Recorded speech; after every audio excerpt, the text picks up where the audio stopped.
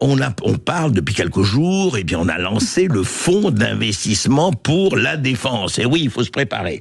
Et alors, le 20 mars dernier, sur France 24, on a entendu Nicolas Dufourcq, président de la BPI, président directeur général de la BPI, donc une institution, et voici ce qu'il disait à ce propos. Écoutez. Permettre aux Français de financer l'industrie de défense avec un projet présenté ce matin à Bercy. Un placement de 500 € minimum à quelques milliers d'euros dans un fonds propre. Vous mettez 500 € ou 1000 €, et nous, avec ça, on investit dans quelque chose comme 150, 250, 300, 400, 500 entreprises. Simplement, il faut savoir que quand on investit en fonds propres, vous pouvez tout perdre.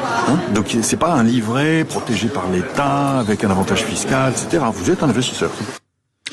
Alors là, c'est vraiment intéressant. Je dois dire, Marc Toiti, que les bras m'en sont un peu tombés quand j'écoute Nicolas Dufourcq, quelqu'un de très sérieux.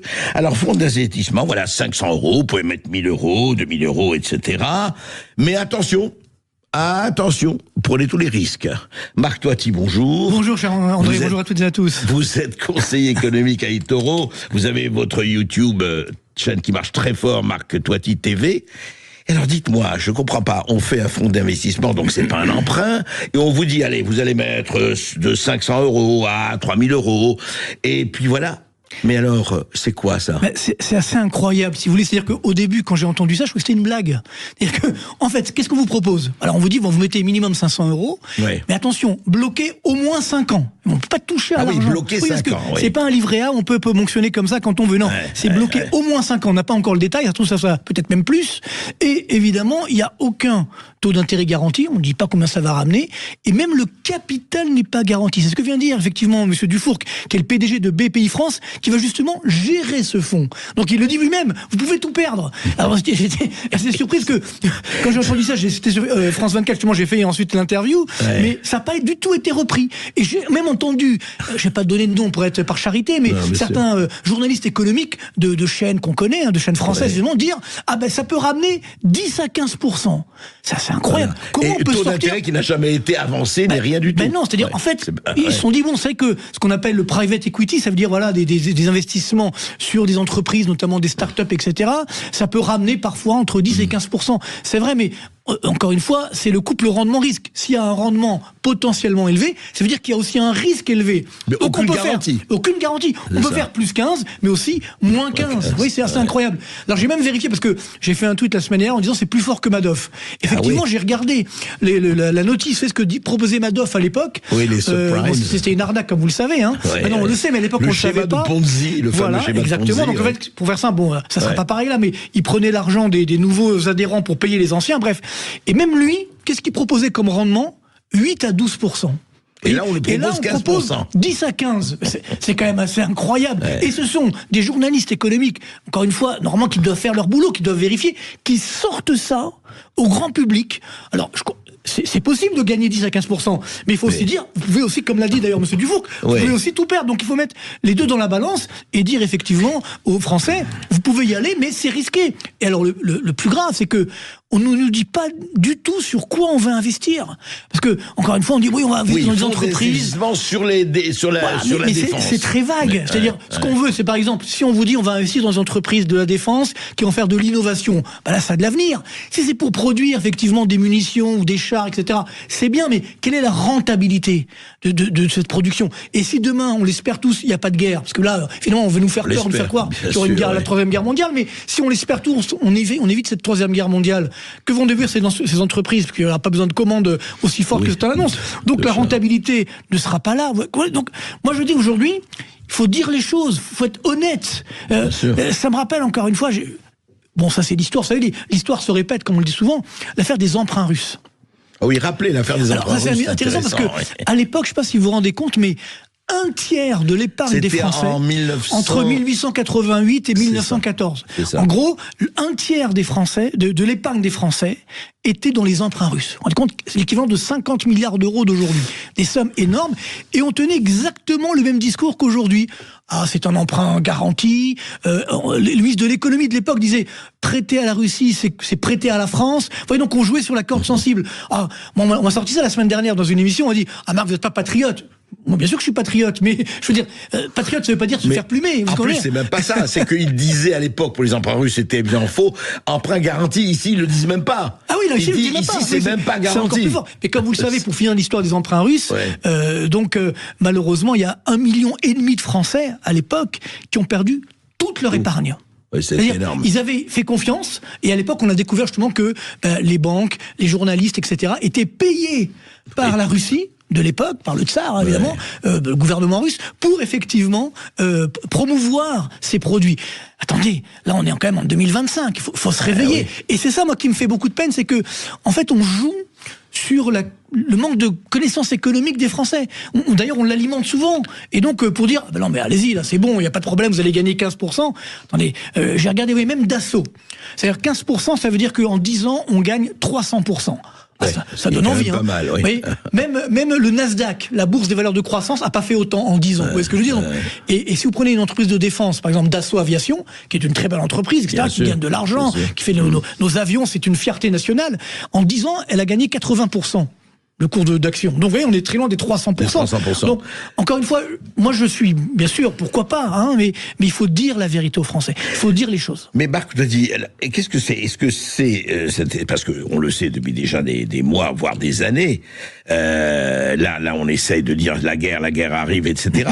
C'est quoi? Il faut absolument aujourd'hui attaquer l'épargne des Français. C'est ça le dessin. En fait, si vous voulez, c'est vrai que ça, je pense, c'est un prétexte. C'est-à-dire que quand vous regardez l'épargne des Français, il y a 6400 milliards à peu près d'euros. C'est vrai que c'est beaucoup, mais c'est une épargne qui a été accumulée toute une vie. Bien sûr. Là, on parle pas de l'épargne des très riches, parce qu'elle est plus en France. Elle est déjà en Suisse ou ailleurs. Bref. Vous parlez d'épargne des Français en général. Moi, je parle de l'épargne de la classe moyenne, qui a mis toute sa vie à accumuler un petit peu d'épargne, par exemple pour sa retraite, pour ses enfants, pour ses petits-enfants, etc.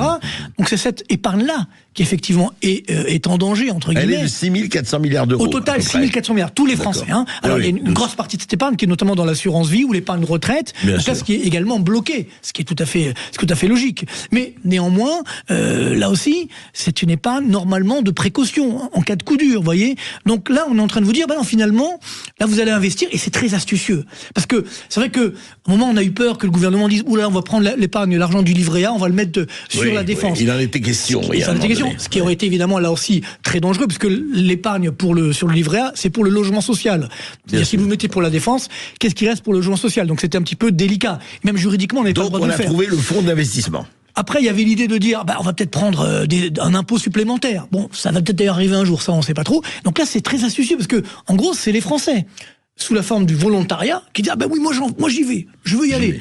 Très bien, pourquoi pas, mais il faut y aller en connaissance de cause, encore une fois. Et moi, ce qui m'épate négativement, c'est que on ne parle pas du tout de ce qui pourrait être utilisé justement pour financer la défense, c'est-à-dire réduire les dépenses, les autres dépenses, et vous le répétez, et notamment les dépenses de fonctionnement. Ça, évidemment, personne n'en parle. Et donc on nous dit, non, c'est aux Français à payer.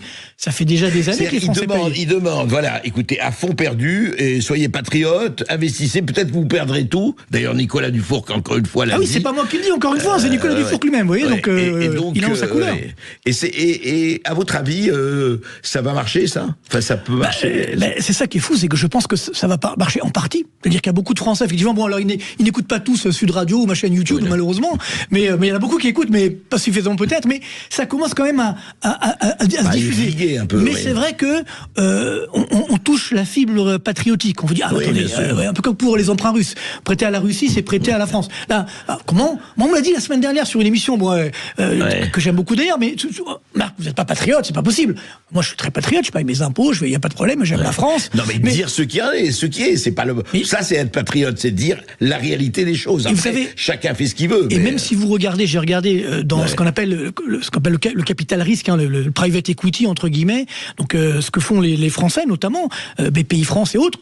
Même là, le rendement en moyenne sur 10 ans, c'est 12% par an. C'est même c'est pas les 15. Et encore, c'est ces dernières années parce que il y a eu la planche à billets de la Banque centrale européenne qui a qui a inondé effectivement le monde de liquidité. Alors on sait très bien que 12-15%, vous l'avez dit. Mais qu'est-ce qui fait quand Nicolas Dufourcq dit, par exemple, je mets 500 € ou 3000 €, etc., dans cet effort de défense. Quand vous dites je peux tout perdre, donc c'est bloqué, d'abord c'est bloqué 5 ans, oui, et quand je dis je peux tout perdre, ça veut dire quoi? Ça veut dire qu'on me dit, ah oui, bah écoutez, ça n'a rien rapporté, qu'est-ce qui fait que... Ça arrive, hein, ça veut dire que vous avez, par exemple, vous avez une start-up qui vous plaît, tiens, voilà, cette boîte, tiens, elle me plaît, elle a l'air d'être pas mal. Ouais. Je vais prendre un risque. Vous mettez 3000 €, bon, c'est votre argent, faites ce que vous voulez. Bien sûr. Sauf que l'entreprise, pour X raison, elle disparaît. Ben, vous avez tout perdu.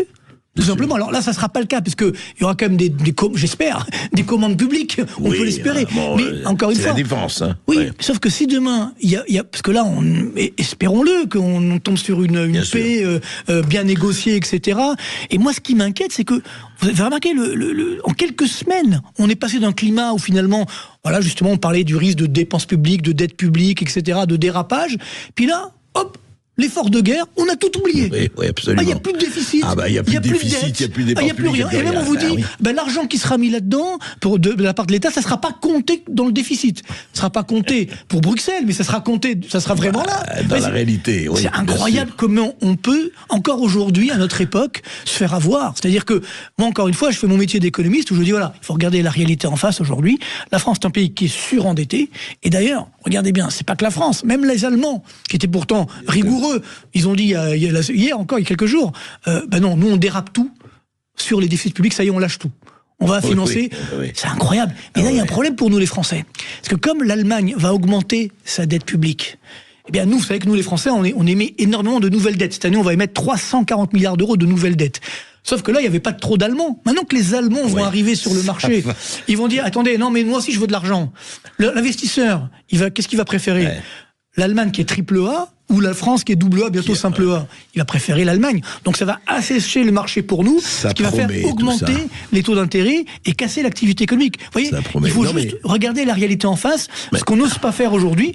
Moi, encore une fois, chacun fait ce qu'il veut. Ça va plus loin, Marc Toiti, ça s'appelle de l'enfumage. On oublie tout le reste, et on dit, voilà, il y a la défense, il y a la guerre, donc préparez-vous, mobilisez-vous, attention, flotte petit drapeau. Non, mais c'est un processus marketing qu'on a connu également avec le coronavirus, il faut dire ce qui est. D'abord, on nous fait peur, on vous dit, voilà, on va être envahi par la Russie, etc. Bon, admettons, très bien, je crois pas, mais admettons, ou autre, il y a la guerre à nos portes, on vous fait peur, et puis après, on vous dit, oui, mais il faut de l'argent. Donc, vous avez de l'argent, allez-y. L'effort patriotique, sinon vous n'êtes pas patriote. C'est très fort. Non, franchement, il faut être honnête, c'est machiavélique. C'est très fort. Et je pense que malheureusement, beaucoup de Français vont tomber dans le piège. Mais encore une fois... mais écoutez, espérons qu'on peut être totalement patriote et ne pas tomber dans ce piège-là. Il faut le savoir. Au contraire, on serait d'autant plus patriote qu'il faut quand même examiner, avoir question à tout, comme on le dit ici. Et puis surtout, n'oublions pas que, malheureusement, tous ces dérapages budgétaires, ils sont toujours là, et c'est parce qu'il y a cet effort de guerre qui vont disparaître. C'est pas de la magie. Donc voilà, il faut regarder la réalité en face, c'est comme ça qu'on sauvera la France. Pas justement autrement. C'est comme ça qu'on continuera à vous écouter et continuera à avoir question à tout ici. Avec plaisir, merci.